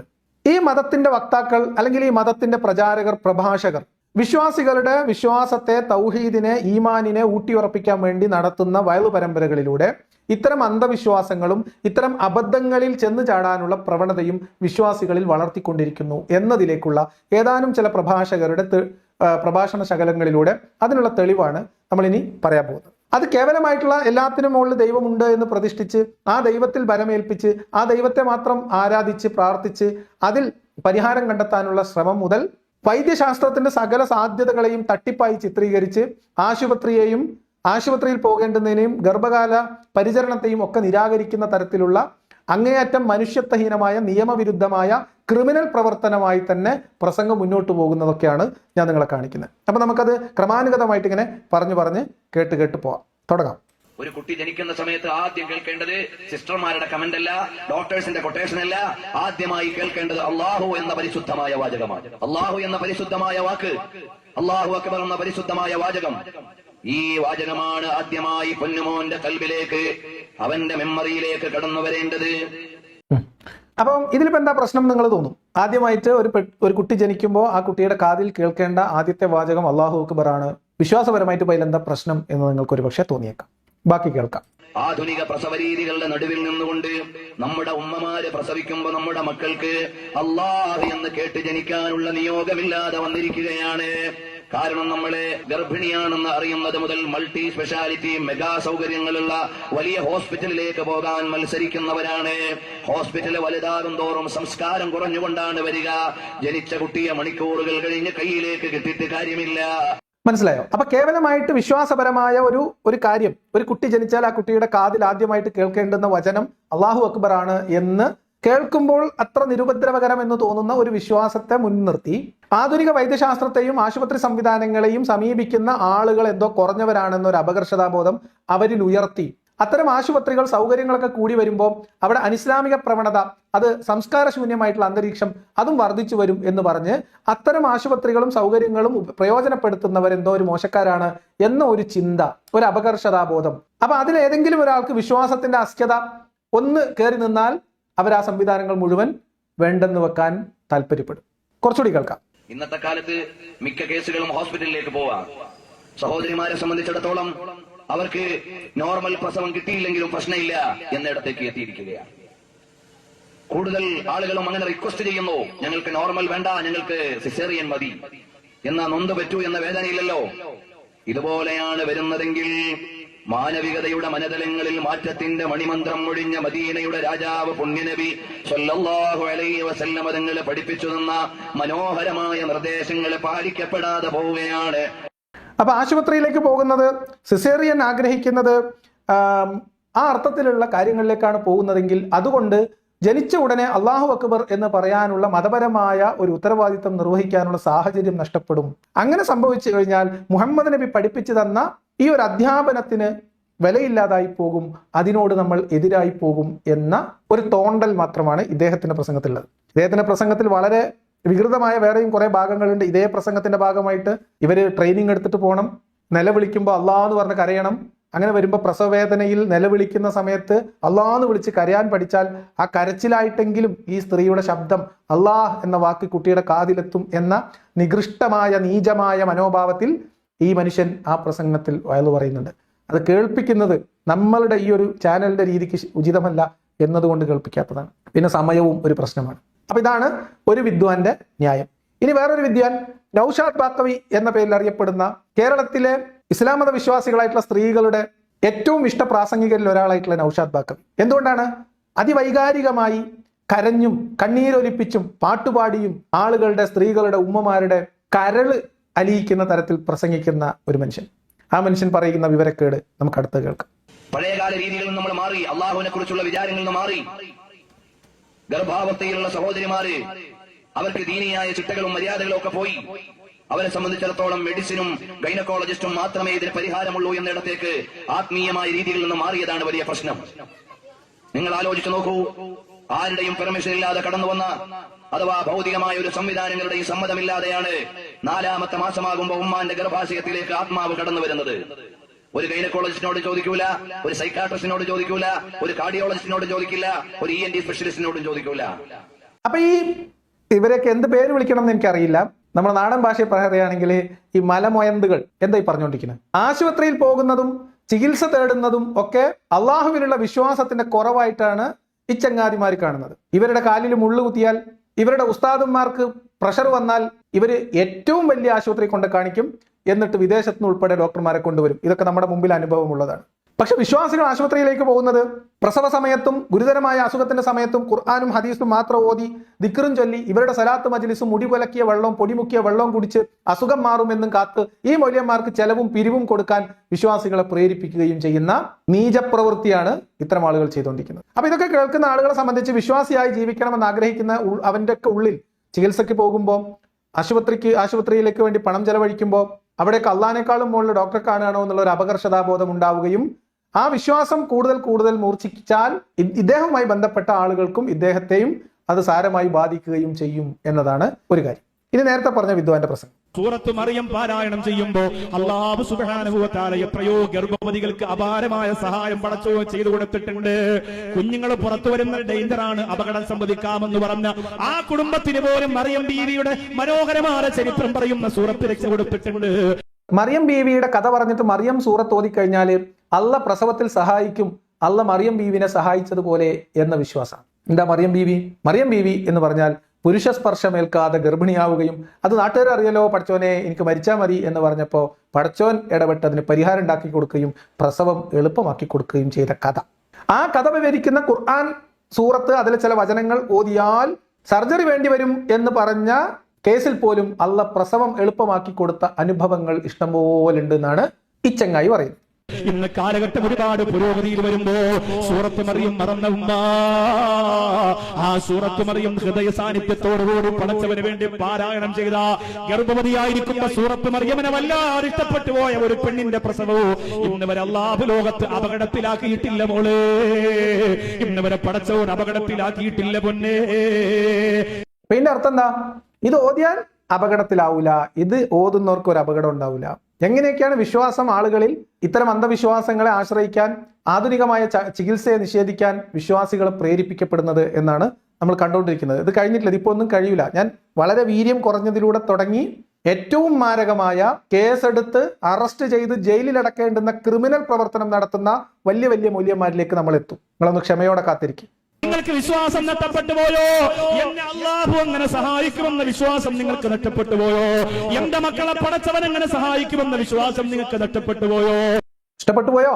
അതുകൊണ്ടാണ് നിങ്ങൾ ആശുപത്രിയിൽ പോകണം. മറിയം സൂറത്ത് ഓതിയാൽ ഏത് പ്രസവവും അള്ള എടുത്തു കൊടുക്കും എന്നിരിക്കെ നിങ്ങൾ എന്തിനാണ് കൂട്ടരെ ആശുപത്രിക്ക് പോകുന്നത്? നിങ്ങൾ എന്തിനാണ് സിസേറിയൻ ചെയ്യുന്നത് എന്നാണ് ഇയാൾ ചോദിച്ചത്. ഇവരൊക്കെ എന്ത് ചെയ്യണം എന്ന് ആലോചിക്കണം. ആയത്തുൽ കുർസി ഓതണ്ടേ? ഗർഭം ധരിച്ച ആ പെണ്ണ് ആ സമയത്ത് എന്ത് ഓതണം? ഗർഭം ധരിച്ച പെണ്ണ് പ്രസവത്തിന്റെ സമയത്ത് ഗർഭം എളുപ്പമാകാൻ ആയത്തുൽ കുർസി ഓതണം. പിശാച് വരുത്തേയില്ല. പിശാച് വരാതിരുന്ന പ്രസവം എളുപ്പവും, ഓപ്പറേഷനിലേക്ക് പോകില്ല. അല്ലാഹു തൗഫീഖ് തരട്ടെ. അല്ലാഹു തൗഫീഖ് നൽകട്ടെ. നബിന റസൂലുള്ളാഹി സ്വല്ലല്ലാഹു അലൈഹി വസല്ലം തങ്ങൾ ഫാത്തിമ ബീബി റളിയല്ലാഹു അൻഹയോട് പറയുകയാണ്, ലമ്മാ ദനത് വിലാദതുഹാ, ഫാത്തിമ ബീബി വേദന കൊണ്ട് പ്രയാസമാണെന്ന് അറിഞ്ഞപ്പോ ആദരവായ പ്രവാചകൻ പറയുകയാണ്, ഫാത്തിമ ഫാത്തിഹ ഓതണേ, ആയത്തുൽ കുർസി ഓതണേ, ഖുൽ ഹുവല്ലാഹു അഹദ്, ഖുൽ അഊദു ബിറബ്ബിൽ ഫലഖ് നാസ് ഓതണേ. ഇങ്ങനെ ഓതുക ആയത്തുൽ കുർസി, ഈ സൂറത്തുകൾ ഇങ്ങനെ ആവർത്തിക്കുക. പിശാച് അടുത്തോട്ട് വരൂല, റാഹത്തായിട്ട് പ്രസവിക്കാൻ പറ്റും. അതിന്റെ ഒരു പൊടിക്കൈ പറഞ്ഞതാ. അതുപോലെ സൂറത്തുൽ ഇൻശിഖാഖ് പ്രസവ സമയത്ത് ഓതുക, സൂറത്തുൽ ഇൻശിഖാഖ്. അപ്പൊ ഇതാണ് അടുത്ത മരുന്ന്, പൊടിക്കൈ. എന്താണ്? ആയത്തുൽ കുർസി ഓതിയാൽ മതി, ഒരു കുഴപ്പമുണ്ടാവില്ല. നബിന്റെ മകള് ഫാത്തിമ പ്രസവിക്കാൻ കിടന്നപ്പോൾ നബി പറഞ്ഞു കൊടുത്ത സൂത്രമാണല്ലോ ആയത്തുൽ കുർസിയും പിന്നെ വേറെ കുറച്ച് സൂറത്തുകളിലെ ചില ആയത്തുകളും വചനങ്ങളും. ഇത് ഓതാൻ വേണ്ടി നബി ഇഷ്ടംപോലെ ഭാര്യമാരുള്ളതിൽ നിന്ന് 1-2 ഭാര്യമാരെ വിളിച്ചു വരുത്തി മകൾക്ക് പ്രസവവേദന വരുന്ന സമയത്ത് ഓതാൻ വേണ്ടി കൽപ്പിച്ചു എന്നും സുഖപ്രസവം ഉണ്ടായി എന്നൊക്കെയാണ്. അപ്പൊ മുഹമ്മദ് നബി സ്വന്തം മകളുടെ പ്രസവ സമയത്ത് നിർദ്ദേശിച്ച സൂറത്തും ആയത്തും പ്രാർത്ഥനയും ഓതിയാൽ പ്രസവം എളുപ്പമാകും എന്ന്. നിങ്ങൾ യൂട്യൂബിൽ പ്രസവം ഇസ്ലാം മലയാളം എന്ന് സെർച്ച് ചെയ്താൽ പ്രസവിക്കാനുള്ള എല്ലാ സൂത്രപ്പണികളും മൗലിയന്മാര് പ്രസിദ്ധീകരിച്ച് നിങ്ങൾക്ക് കിട്ടും. എല്ലാ വിവരക്കേടും അന്ധവിശ്വാസങ്ങളും ഇവരുടെ ഇഷ്ട വിഷയമാണ് ഈ കിടപ്പറയും പ്രസവവും ഇങ്ങനത്തെ കാര്യങ്ങൾ, പ്രത്യേകിച്ച് സ്ത്രീകളുമായി ബന്ധപ്പെട്ടത്. അത് വിശ്വാസമാണെങ്കിലും നരകമാണെങ്കിലും സ്വർഗമാണെങ്കിലും ഒക്കെ ഈ തരം കാര്യങ്ങളിലാണ് മൂല്യന്മാരുടെ ശ്രദ്ധ മുഴുവൻ. അപ്പൊ ഇതാണ് അടുത്ത സൂത്രം. അപ്പൊ ഇതൊക്കെ നിങ്ങൾ കേൾക്കുമ്പോൾ എന്താ തോന്നുന്നത്? അതിപ്പോ എന്താ, വിശ്വാസികളല്ലേ, അവരങ്ങനെ പ്രാർത്ഥിക്കുന്നതിൽ ഇപ്പൊ എന്താ തെറ്റ് പറയാൻ പറ്റുമോ? ഇല്ല, ഒരു തെറ്റും പറയാൻ പറ്റില്ല. വിശ്വാസികൾക്ക് അവരുടെ വിശ്വാസം അനുസരിച്ച് പ്രാർത്ഥനകളിലൂടെ തങ്ങളുടെ ആവശ്യങ്ങൾ നിറവേറ്റാൻ വേണ്ടി പ്രാർത്ഥിക്കുന്നതിൽ തെറ്റൊന്നുമില്ല. പക്ഷെ അത്തരം പ്രേരണകളും ഇത്തരം അധ്യാപനങ്ങളും പലപ്പോഴും പ്രാർത്ഥനയെ മാത്രം ആശ്രയിക്കുന്നതാണ് യഥാർത്ഥത്തിൽ വിശ്വാസത്തിന്റെ കരുത്ത് എന്ന അബദ്ധധാരണയിലേക്ക് പലപ്പോഴും ജനങ്ങളെ കൊണ്ടെത്തിക്കും. അത്തരം ഒരു സമ്മർദ്ദത്തിലേക്ക് വിശ്വാസികളെ നയിക്കും. അതാണ് ഇതിന്റെ ഒരു പ്രശ്നം. ഇവിടെയൊക്കെ പറയുമ്പോഴും ഇവർ ആശുപത്രിയുമായി ബന്ധപ്പെട്ട് ലേബർ റൂമിൽ കയറുന്നതുമായി ബന്ധപ്പെട്ടൊക്കെ കാര്യങ്ങൾ പറയുന്നുണ്ട്. അപ്പൊ അതിൽ നിന്നൊക്കെ നമ്മൾ മനസ്സിലാക്കുന്നത് ആശുപത്രി പോകുന്നതിന് ഞങ്ങൾ എതിരല്ല, ലേബർ റൂമിൽ കയറുന്നതിന് നമ്മൾ എതിരല്ല എന്ന വാദവുമായിട്ട് ഇവർക്ക് വരാനുള്ള സ്പേസ് ഉണ്ട് എന്നാണ്. പക്ഷേ നമ്മൾ ഇവിടെ ഒന്നും ഇത് നിർത്തുന്നില്ല. എന്നാ നീ അള്ളാഹുവിൽ വരവേൽപ്പിച്ചത് കുഴപ്പമൊന്നുമില്ല, അങ്ങനെ കിടക്കട്ടെ. ഫാത്തിമ ബീബി സിസേറിയൻ ഒന്നും ചെയ്യാത്തതാ, അതുകൊണ്ട് എന്റെ ഭാര്യയ്ക്കൊന്നും ഒരു കുഴപ്പവും വരില്ല എന്ന് നീ തീരുമാനിച്ചിട്ടൊന്ന് നിന്ന് കഴിഞ്ഞാൽ പ്രസവിക്കും. അത് പ്രസവിക്കും. അതുവരെ സബൂറാത്ത സമയമില്ലല്ലോ. ഭാര്യ ആശുപത്രി കൊണ്ട് കയറ്റിയിട്ട് ഇവൻ വെറ്റില വാങ്ങാൻ നടക്കുന്ന പൊയിലേം വെറ്റിലേയും വാങ്ങാൻ നടക്കുക. ആ സമയം കൊണ്ട് പള്ളി വന്ന് 2 റക്അത്ത് സുന്നത്ത് നിസ്കരിച്ചിട്ട് അല്ലാഹ് എന്റെ ഭാര്യയെ ലേബർ റൂമിലേക്ക് കയറ്റിയിരിക്കുകയാണ്, പടച്ചവനെ കത്തി വയ്ക്കാൻ നീ അനുവദിക്കല്ലേ, കുഞ്ഞിനും തള്ളയ്ക്ക് ഒരു കുഴപ്പമില്ല, റാഹത്തായിട്ട് നീ ഒന്നിച്ച് തരണേ അല്ലാഹ്, നിന്റെ സമ്മാനമാണ് അല്ലാഹ് എന്ന് പറഞ്ഞ് ഒന്ന് കരഞ്ഞ് കണ്ണുനീരൊലിപ്പിച്ച് ആ ഭർത്താവ് പള്ളിയിൽ വെച്ച് ദുആ ചെയ്ത അല്ലാഹു സുബ്ഹാനഹു വ തആല തിരിച്ചു പോകുന്നതിന് മുമ്പ് പ്ലക്കുന്നൊരു സൗണ്ട് കേൾക്കാൻ കിടക്കുന്നു. സംഭവം ക്ലിയർ. വല്ല പ്രശ്നമുണ്ടോ? എന്തെളുപ്പം കാര്യമല്ലേ? അള്ളാഹ്ക്ക് തന്നെ വലിയ കാര്യമല്ലേ? നിങ്ങൾ എന്തിനാ ഈ വെപ്രാളപ്പെടാൻ പോണത്? ഇതുപോലെയുള്ള എന്താ വിളിക്കുക, ഈ ചങ്ങാതിന്റെ വയലും കേട്ടിട്ട് മറകെട്ടിയ വേദിയുടെ പുറകു വശത്ത് മറഞ്ഞിരുന്ന് സ്ത്രീകൾ മൂക്കത്ത് വരൽ വെക്കും. ചില ഉമ്മമാരാണെങ്കിലോ, വിശ്വാസം കൂടിയ ഉമ്മമാരാണെങ്കിലോ സുബ്ഹാനല്ലാഹ് എന്ന് പറയും. ഇതേ ചെയ്യാൻ പറ്റൂ. എത്ര ലാഘവത്തോടെയാണ് ഇതുപോലെയുള്ള ജന്മങ്ങൾ ഇത്തരം കാര്യങ്ങൾ പറയാൻ നോക്കൂ. സ്ത്രീകളെ എത്ര വില കുറച്ചാണ് ഇവർ കാണുന്നത്, സ്ത്രീകളുടെ അവസ്ഥയെ, പ്രസവത്തെ, അവരനുഭവിക്കുന്ന പ്രയാസത്തെ. ആ ഗർഭകാലത്തും പ്രസവത്തിന്റെ സമയത്തും പ്രസവം കഴിഞ്ഞും ഒരു സ്ത്രീ അനുഭവിക്കേണ്ടി വരുന്ന കടന്നു വരുന്ന പ്രയാസങ്ങളെ, അവരുടെ മാനസിക ശാരീരിക അവസ്ഥകളെ, വേദനകളെ പരിഹസിക്കുന്ന ഇതുപോലെയുള്ള ദുരന്ത ജീവികളാണ് ഈ സമൂഹത്തിന്റെ ഉലമാക്കൾ എന്ന രീതിയിൽ കൊണ്ടാടപ്പെടുന്നത്. ഇവർ പറയുന്നതാണ് മതം, ഇവരാണ് പഠിപ്പിച്ചു കൊടുക്കുന്നത്, ഇവരാണ് ഇൽമു പകർന്നു കൊടുക്കുന്നത്, ഇവരാണ് സമൂഹത്തെ വിശ്വാസത്തിൽ ഉറപ്പിച്ചു നിർത്തുന്നത്. ഇവര് മനുഷ്യർ. ഈ മനുഷ്യനെ അനുകരിക്കുന്ന, ഇത് പറയുന്നത് വിശ്വസിക്കുന്ന ഒരു പുരുഷന്റെ കീഴിൽ ജീവിക്കുന്ന സ്ത്രീയുടെ അവസ്ഥ ഒന്ന് ആലോചിച്ച് നോക്കൂ. പോകും. മക്കൾ ധാരാളം വേണം. ചില ഡോക്ടർമാരുടെ അടുത്ത് ചെല്ലുമ്പോ അവർ കത്തിവെക്കും. സിസേറിയൻ ഇല്ലേ, ഈ നാട്ടിലുണ്ടോ? അത് പ്രസവിക്കാൻ വേണ്ടി ഓപ്പറേഷൻ ചെയ്യാം. എന്തിനാണ് അങ്ങനെ ചെയ്യുന്നത്? ഡോക്ടർ കണക്ക് കൂട്ടിയിട്ട് പറയും ഏപ്രിൽ 13 ഡേറ്റ്. അപ്പൊ 10 എന്നെ അഡ്മിറ്റ് ചെയ്തോളെ. അപ്പൊ 3 ദിവസത്തെ പൈസ ആശുപത്രിക്ക് കിട്ടും. 13 പ്രസവിക്കൂല. അപ്പൊ ഡോക്ടർ പറയാ സാരമില്ല, നമുക്കൊന്ന് ഒരു ദിവസം കൂടെ നോക്കാം. 14. പിന്നെ ഡോക്ടർ പറയും ഒരു ദിവസം കഴിഞ്ഞു, എന്താ ചെയ്യാന്ന് അറിയില്ല, എന്തായാലും ഒന്നുകൂടെ കാത്തു നോക്കാം. 15. ഇനി ഒന്നും ചെയ്യാൻ നിർവാഹമില്ല, ഇന്ന് തന്നെ മുറിക്കണം. യഥാർത്ഥത്തിൽ 20 ഡേറ്റ്. പക്ഷെ ഡോക്ടർ ഒരാഴ്ച നേരത്തെ പറയും, അത് നമ്മളെ പറ്റിക്കാൻ വേണ്ടിയാ. അപ്പൊ നമ്മൾ വിചാരിക്കും നല്ല ഡോക്ടർ ഡേറ്റ് ആയിട്ട് പിന്നെ 2 ദിവസം കാത്തു നിന്നു എന്ന്. ഇത് സ്ഥിരമായി ചെയ്തുകൊണ്ടിരിക്കുന്ന ഒരു ഏർപ്പാടാണ്. ഈ ദുരന്ത ജീവിയെ നിങ്ങൾക്ക് അറിയാത്തതാണെങ്കിൽ പരിചയപ്പെടുത്തി തരാം. കേരളത്തിലെ ഏറ്റവും വലിയ മതക്കച്ചവടക്കാരന്റെ എണ്ണം പറഞ്ഞ മകനാണ് അസ്ഹരി. ഹക്കീം അസ്ഹരി എന്നാണ് പേര്. AP അബൂബക്കർ മുസ്ലിയാർ എന്ന കേരളത്തിലെ അന്ധവിശ്വാസ പ്രചാരകരുടെ തലതൊട്ടപ്പൻ, ഇസ്ലാമിക അന്ധവിശ്വാസ പ്രചാരണങ്ങളുടെയും ഇസ്ലാമിക അന്ധവിശ്വാസ വ്യാപാര സങ്കേതങ്ങളുടെയും ഒക്കെ തലവനായിട്ടുള്ള, അതിൻ്റെയൊക്കെ അമീറായിട്ടുള്ള, ഇമാമായിട്ടുള്ള ഷെയ്ഖുനയുടെ ഇപ്പം പിതാവിന്റെ ഈ ആത്മീയ ചൂഷണ, അന്ധവിശ്വാസ പ്രചാരണ, കച്ചവടത്തിന്റെ എല്ലാ ബിസിനസിന്റെയും ചുക്കാൻ പിടിക്കുന്നത് ഈ മാന്യദേഹമാണ്. ഇദ്ദേഹം പറയുന്നത് നോക്കൂ, നമ്മുടെ നാട്ടിലുള്ള ആരോഗ്യ സംവിധാനങ്ങൾ, ആരോഗ്യ മേഖലയിൽ അവിടുത്തെ രീതികൾ എല്ലാം മനുഷ്യനെ പറ്റിക്കുന്ന കാപട്യമാണ്, ഏർപ്പാടാണ്, സൂത്രമാണ്. ഞാൻ ഈ പറയുന്നത് ആരോഗ്യ മേഖലയിലുള്ള ശരിയല്ലാത്ത പ്രവണതകൾ തീരെയില്ല എന്നോ, പാവപ്പെട്ട മനുഷ്യരെ പണം മാത്രം മുൻനിർത്തി ചൂഷണം ചെയ്യപ്പെടുന്നില്ല എന്നോ ഒന്നുമല്ല കേട്ടോ ഈ പറയുന്നതിനർത്ഥം. അങ്ങനെ ഒരു ബ്ലാങ്കറ്റ് വെള്ളപൂശൽ ഇവിടെ ഉദ്ദേശിക്കുന്നില്ല. അത്തരം പുഴുക്കുത്തുകൾ ആരോഗ്യ മേഖലയിലൊക്കെ, പ്രത്യേകിച്ചും സ്വകാര്യ ആശുപത്രികളും ബിസിനസ്സുമായി ബന്ധപ്പെട്ടൊക്കെ ചെയ്യുന്നവരുണ്ട്. പക്ഷെ അതാണ് കേരളത്തിലെ പൊതു ആരോഗ്യ സംവിധാനം എന്നാണ് ഇദ്ദേഹം പറഞ്ഞു വെക്കുന്നത്. ഇവിടം കൊണ്ട് ഇദ്ദേഹം നിർത്തുന്നില്ല. ഇദ്ദേഹം ഏത് ബർസഖിൽ ഇരുന്നിട്ടാണ് സംസാരിക്കുന്നത്? കത്തിവെക്കും. എന്തായാലും പറയാ സിസേറിയൻ. അത് ഇവിടെയൊക്കെ ഉണ്ടോ? നിങ്ങളുടെ നാട്ടിലൊക്കെ ഉണ്ടോ? എവിടെ നിന്നിട്ട് പ്രസംഗം? കുടകിലാണ് സംസാരിക്കുന്നത്. ഈ അന്ധവിശ്വാസത്തിന് ഏറ്റവും വളക്കൂറുള്ള മണ്ണ് കോഴിക്കോട് നിന്ന് അങ്ങ് തെക്കോട്ട് കാസർഗോഡും അവിടുന്ന് അങ്ങോട്ട് മംഗലാപുരം, കർണാടകത്തിന്റെ ഏരിയകളുമാണ് എന്ന് കൃത്യമായി മനസ്സിലാക്കി പണ്ടേ അന്ധവിശ്വാസ കച്ചവടത്തിന്റെ പ്രധാനപ്പെട്ട മാർക്കറ്റായിട്ട് ആ മേഖല പിടിച്ചടക്കി കയ്യിൽ വെക്കുന്നവരാണ് ഈ കുടുംബം. ഇത് കേൾക്കുമ്പോൾ ഫേസ്ബുക്കിൽ ഹാലിളകി വരുന്നവരുണ്ടാവും. നാളെ മുതൽ ഇനി ബാക്കവിമാരും സക്കാഫിമാരും തെറി വിളിക്കാൻ വേണ്ടി ഫോൺ ചെയ്യും. ഒരു കാര്യവും. നിങ്ങളുടെ കൂട്ടത്തിലാണ് AP വിഭാഗം സുന്നികളാണ് കേരളത്തിലെ മനുഷ്യരുടെ ജീവിതം ദുസ്സഹമാക്കുന്ന തരത്തിലുള്ള അന്ധവിശ്വാസങ്ങളും ഈ പറയപ്പെടുന്ന തരത്തിലുള്ള ഏറ്റവും മോശമായിട്ടുള്ള ചിന്താഗതിയും വെച്ച് പുലർത്തുന്നത്. നിങ്ങൾക്ക് എന്നോട് അതൃപ്തി തോന്നിയിട്ടൊരു കാര്യമില്ല. സ്ത്രീകളുടെ ജീവിതം ഏറ്റവും ദുരന്തപൂർണമായിട്ടുള്ള മുസ്ലിം വിഭാഗം ഏതാണെന്ന് ചോദിച്ചാൽ ഒരു സംശയമില്ലാതെ പറയാം, AP വിഭാഗം സുന്നികളുടെ വീടകങ്ങളാണ്. ഇനി ഈ മഹാനുഭാവന്റെ ചില ശാസ്ത്രീയമായ നിഗമനങ്ങളും, ഇദ്ദേഹത്തിന്റെ പേരിന്റെ മുമ്പിൽ ഒരു ഡോക്ടർ ഉണ്ട് എന്ന് നിങ്ങൾ പ്രത്യേകം ആലോചിക്കണം. ഇനി ഡോക്ടറുടെ പ്രസവശാസ്ത്രമാണ് അദ്ദേഹം പറയാൻ പോകുന്നത്. പക്ഷെ ഇദ്ദേഹം പറഞ്ഞു തുടങ്ങിയത് നിങ്ങൾ ശ്രദ്ധിച്ചോ, നിറയെ കുട്ടികൾ വേണം. എത്ര കുട്ടികൾ വേണം? എത്ര കുട്ടികളുണ്ടോ അത്രയും കുട്ടികൾ വേണം. മത്ത കുത്തിയ കുമ്പളം മുളക്കുവോ? വയറ്റിലൊരു കുട്ടി 4 വർഷം വരെ കിടക്കാം അല്ലേ? 4 വർഷം വരെ കിടന്നൂടെ? പിന്നെ 4 വർഷം വരെ കിടക്കണം. 4 വർഷം വരെ കിടന്നില്ലെങ്കിൽ വലിയ വിത്തനയാണ്. എത്ര വലിയ സീരിയസ് ആയിട്ടുള്ള വിഷയം പറയുന്നതിൻ്റെ ഇടയിലും ഇതുപോലത്തെ കോമഡി പീസുകൾ ഇട്ട് തരുമല്ലോ ഹക്കീം അസീരിങ്ങൾ.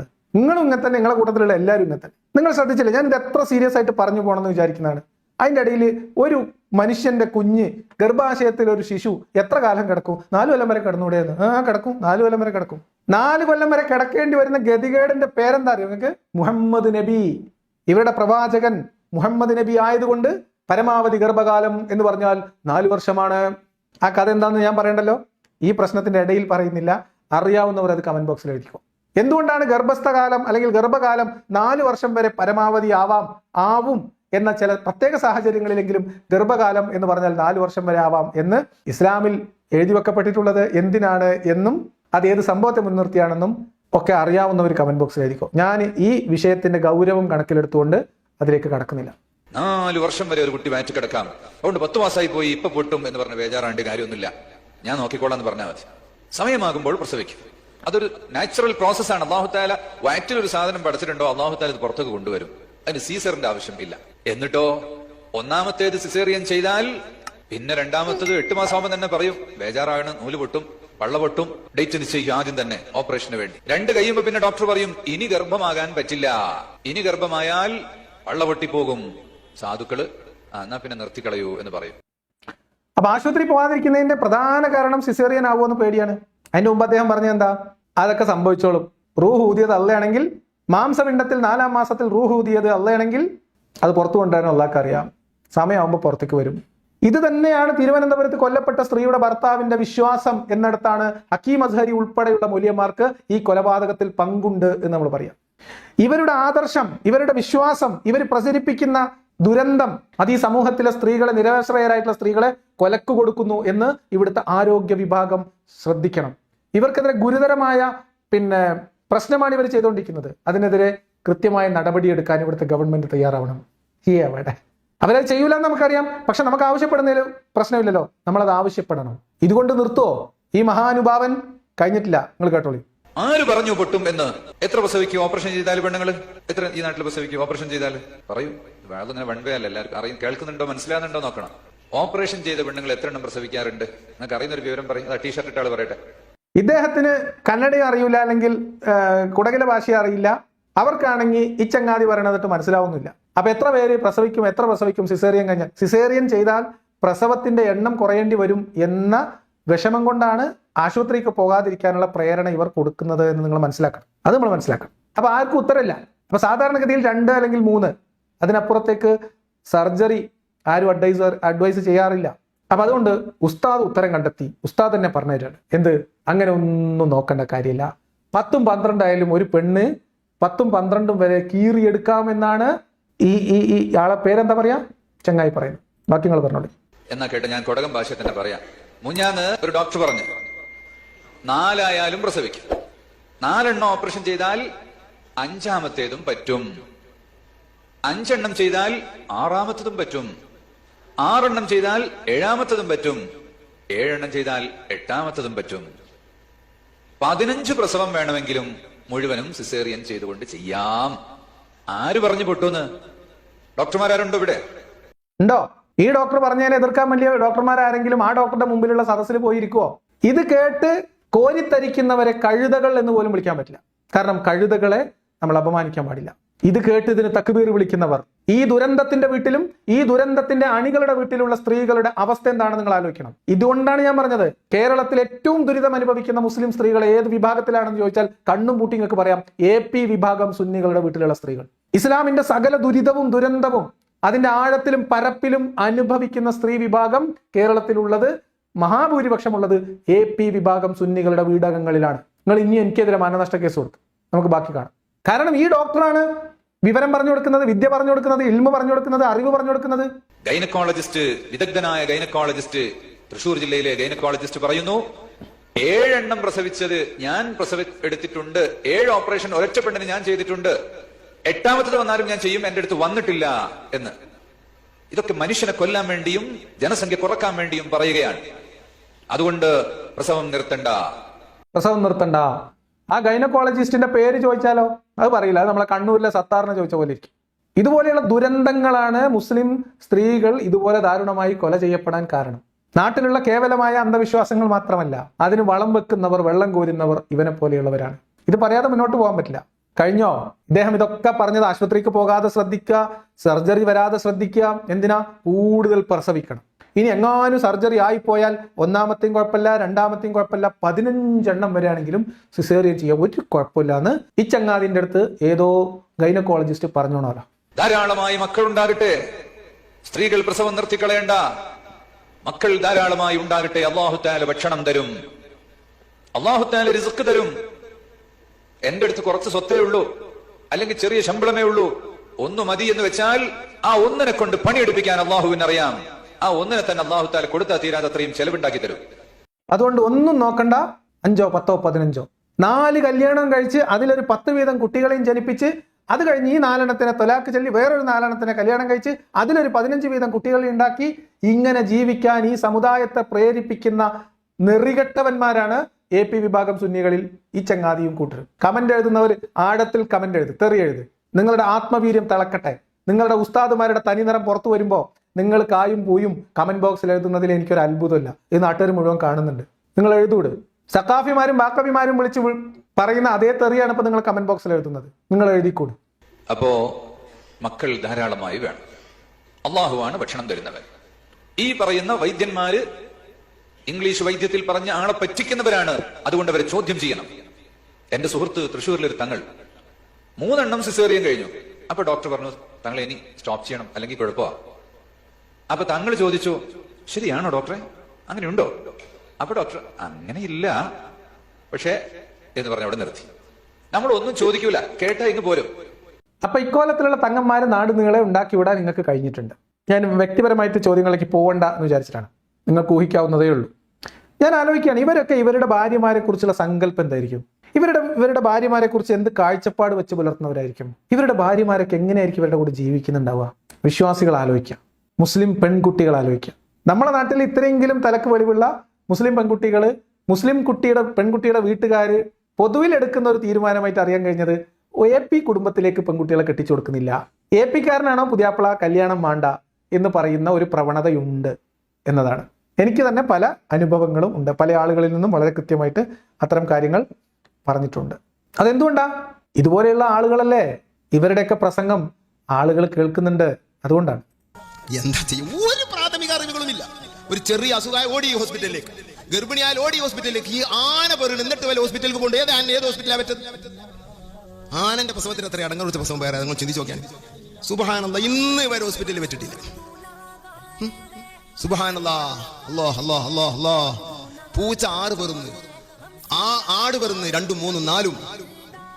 നായ 3-ാം മാസം പെറുന്ന്, ഇന്ന് വരെ ഒരു ഹോസ്പിറ്റലിൽ വെച്ചിട്ടില്ല. ഗർഭം ഒരു രോഗമല്ല. നായ ആശുപത്രി പറ്റിട്ടില്ല എന്നാണ്. നായ തലീക്കെട്ടും കെട്ടി മൈക്കിൽ വയലുറണങ്ങൾ കണ്ടുകണ ഉസ്താദെ, കണ്ടുകണ? ഈ ചങ്ങാതി അറിയുന്നൊക്കെ, ഈ ചങ്ങാതി കാന്തപുരത്തിന്റെ കറാമത്ത് കള്ളക്കച്ചവടത്തിന്റെ മാർക്കറ്റിംഗ് മാനേജറാണ്, മാർക്കറ്റിംഗ് ചീഫ്. ആരാണ്? പകരഹസനി. എന്തും പറയും. കറാമത്ത് കച്ചവടത്തിന് എന്ത് നുണയും പറയാൻ ഒരു ഉളുപ്പുമില്ലാത്ത, ഒരു തൊലിക്കട്ടിയും ഇല്ലാത്ത, വിശ്വാസത്തെ പോലും പരിഹസിക്കുന്ന തരത്തിൽ AP ഉസ്താദിന്റെ കച്ചവടം ചൊടിപ്പിക്കാനും പൊടിപ്പിക്കാനും എന്തും വിളിച്ചു പറയാൻ കയറൂരി വിട്ട ഒരു AP-ക്കാരൻ. അസ്ഹരി ഉസ്താദൊക്കെ ആയി വരുന്നതിന് മുമ്പ് AP ഉസ്താദിന്റെ കറാമത്ത് അങ്ങ് വാനലോകത്തെത്തിച്ച മഹാൻ. കുറച്ചുകൂടി കൃത്യമായിട്ട് പറഞ്ഞാൽ AP ഉസ്താദിനെ വിശ്വാസി സമൂഹത്തിനിടയിൽ തന്നെ എയറിൽ കയറ്റാൻ റോക്കറ്റിന്റെ ടയറിൽ കാറ്റടിച്ചുകൊണ്ടിരുന്ന മഹാനാണ് പകരാസ്ത്. അദ്ദേഹത്തിന്റെ വിടലുകൾ കേട്ടുക്കണം. പകരഹസനിയുടെ CM-നെ കുറിച്ചും AP ഉസ്താദിനെ കുറിച്ചുള്ള വിടൽ കേട്ടാൽ കണാരം വരെ സഹിക്കൂല. ഇതാണ് വിടൽ. ആ ജാതി വിടലിന്റെ ആശാനാണ്. ഇത്തവണ ഇദ്ദേഹം പറയുന്നത് കേവലമായ വിടലായിട്ട് തള്ളിക്കളയാൻ പറ്റുന്നതല്ല. നേരത്തെ അസ്ഹരി പറഞ്ഞതിനോട് സമാനമായതോ അതിനേക്കാൾ ഗുരുതരമായതോ ആയിട്ടുള്ള ക്രിമിനൽ പ്രവർത്തനമാണ് ഈ ചങ്ങാതി ഇനി ഇവിടെ പറയാൻ പോകുന്നത്. കേട്ടോളി. രോഗികളെ കൂട്ടത്തിലേക്കാണ് ഹോസ്പിറ്റലിൽ. ചില ഹോസ്പിറ്റലിൽ പ്രസവിക്കാനായിട്ട് ഹോസ്പിറ്റൽ. ഇത്ര നല്ലൊരു ബിസിനസ് വേറെ ഇല്ല. എന്തും പറയാം, പേടിക്കാൻ ആളുണ്ടല്ലോ. ഞങ്ങൾ അതിനിട്ടില്ല. ജഫറുലിയർ പെണ്ണുങ്ങൾ വെച്ച് രണ്ടും വീട്ടിൽ നിന്ന്, എന്റെ പെണ്ണുങ്ങൾ 9 വെച്ച് വീട്ടിൽ നിന്ന് പുറത്ത് വിടുക. ഈ വിഷയമൊക്കെ പുറത്ത് പോട്ടെ, ഇത് ഡേറ്റ് പിടിച്ചേക്കണ്ട, പുറത്ത് പോട്ട് ഇതൊക്കെ പുറത്തു പോട്ടെ. ഓല വീട്ടിൽ പെണ്ണുങ്ങൾ ആശുപത്രി കൊണ്ടുപോകാറില്ല. ഇയാളുടെ മകളെ കെട്ടിയ മരുവനപ്പുറത്ത് പിന്നാമ്പുറത്തിരിക്കുന്നുണ്ട്. അവര് ആശുപത്രി കൊണ്ടുപോയിട്ടില്ല. ആശുപത്രി കൊണ്ടുപോകേണ്ട കാര്യമില്ല. പട്ടി പെറുന്നു, പന്നി പെറുന്നു, ആരെങ്കിലും ആശുപത്രി പോകുന്നുണ്ടോ എന്നാണ് ഈ മനുഷ്യമൃഗം ചോദിക്കുന്നത്. അടുത്തത് 9 പ്രസവിച്ച് ഹോസ്പിറ്റൽ എന്ത് ഡോക്ടർ എന്ത് അറിയില്ല. എന്റെ ഭാര്യ ഇത് 1-ാം മാസം മുതൽ 10-ാം മാസം വരെ ഡോക്ടർ നമ്മൾ തന്നെ വേറില്ല. ഒരു ഡോക്ടർ അറിഞ്ഞിട്ടില്ല, ഒരു പരിശോധന സ്കാനിങ് ഒന്നുമില്ല, ഒരു പരിശോധനയില്ല, ഒരു ഡോക്ടറില്ല, ഒരു ഒന്നുമില്ല. അപ്പൊ നിങ്ങൾ വിചാരിക്കും പൂർണ്ണമായ വിശ്രമെങ്കിലും കൊടുക്കണ്ടാവും. എവിടെ? ഗർഭിണികളായ ഭാര്യമാർക്ക് ഭർത്താക്കന്മാരോടുള്ള ബാധ്യത പ്രത്യേകം വയൽ പറഞ്ഞാൽ ഞാൻ ഇപ്പൊ കേൾപ്പിക്കണ്ടല്ലോ. അതിന്റെ കൂടെ ഇവര് 1-ാം മാസം മുതൽ 10-ാം മാസം പ്രസവിക്കുന്നതിന് തൊട്ട് മുൻപ് വരെ ഡോക്ടർ പരിപാടി ഞാൻ പറഞ്ഞാൽ കൂടി പോകും. അതുകൊണ്ട് ഞാൻ പറയുന്നില്ല. ഈ സ്കാനിങ് ഇവിടെ വന്ന കാലത്ത് ഭയങ്കര അപകടമായിരുന്നു. പെട്ടെന്ന് ചെയ്യാൻ പറ്റില്ല. സ്കാനിങ് സെന്ററിൽ ചെന്നിട്ട് സ്കാനിങ് ചെയ്യാൻ പറ്റില്ല. ഡോക്ടർ സമ്മതം വേണം. അത് സുബിനൂപിക്കാത്ത ചെയ്യാൻ പോവാ. അപകടം വരും ചങ്ങായെ. ഈ രശ്മികൾ കടത്തിവിട്ടിട്ട് ഈ ഭ്രൂണം കേടുവരും. മടങ്ങൂസ ഇപ്പോഴും സ്കാനിങ് ചെയ്യണമെങ്കിൽ ഡോക്ടർമാർ പറയും അപ്പൊ തന്നെ ചെയ്യാം. അത് അപകടം വരുന്നത് പേടിച്ചിട്ടില്ല. ആവശ്യമുണ്ടെങ്കിൽ ചെയ്താൽ മതിയേ. സ്കാനിങ് ചെയ്യണമെങ്കിൽ അത് എവിടെ ചെയ്യണം, എങ്ങനെ ചെയ്യണം, എന്തിനു വേണ്ടി ചെയ്യണം, എന്ത് ഉദ്ദേശത്തിൽ ചെയ്യണം എന്നൊക്കെ ഡോക്ടർമാർ തീരുമാനിക്കുന്നതിനനുസരിച്ച് തന്നെയാണ് ഇപ്പോഴും. പണ്ടക്കാലത്ത് സ്കാനിങ് വന്ന സമയത്ത് ഉണ്ടായിരുന്നത് കൊണ്ടല്ല. അത് രശ്മി ചെന്നിട്ട് എന്തെങ്കിലും നശിപ്പിക്കുന്നത് പേടിച്ചിട്ടല്ല. നിങ്ങൾ ആലോചിക്കണം. നിങ്ങളെയൊക്കെ ഒരു ഞാൻ എന്താ പറയാ, ഞാൻ ഒന്നും പറയില്ല, ബാക്കി കൂടി പറഞ്ഞു തീർത്തോട്ടെ. 1-ാമത്തെ സ്കാനിങ്ങിൽ കുട്ടിന്റെ കിഡ്നി കേടുന്നു. 2-ാം സ്കാനിങ് പറയാണ് കുട്ടിയുടെ കിഡ്നിക്ക് കേടുണ്ട്. 1-ാമത്തെ സ്കാനിങ് നടന്നപ്പോൾ കുട്ടിയുടെ ബ്രെയിൻ കേട് വന്നു.